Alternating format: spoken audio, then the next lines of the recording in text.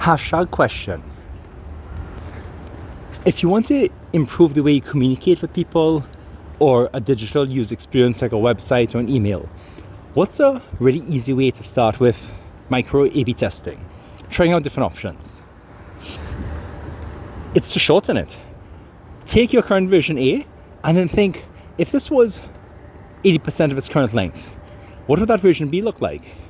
What if it was 70%? What does that version C look like? And then put these all out side by side and get feedback.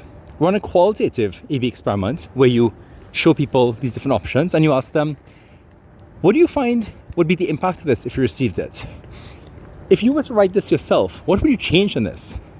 So that's an example where it's an experiment in the sense that you're making multiple versions, but you're getting qualitative evaluation first.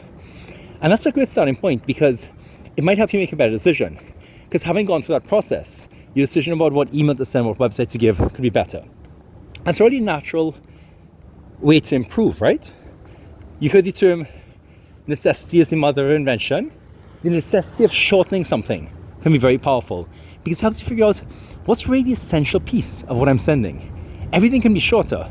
And so it's a very natural, creative way to always try and experiment to do better. Now, another approach could be after this to run a quantitative experiment. For example, just Google A/B testing. There are a bunch of companies that help you do this. They're consultancies like Conversion Craft, companies like VWO, Optimizely, many others. And have them do a quantitative test. Have them deploy your A, B, C, D, E, F, G versions that are shorter than before on a website and see which of these impact your conversion rate, whether someone clicks on it or not. Which of these impact whether someone follows up, becomes a customer. Which of these impact whether someone opens your email, whether they click on links, whether they respond. So what do you take away from this? If you had to tell someone else what's something you learned from this was interesting, what would you say? What's one thing you could do differently? Having seen this was version A, you watch this. Version B is you never watch this. How are you going to do something differently? Will you Google A/B testing?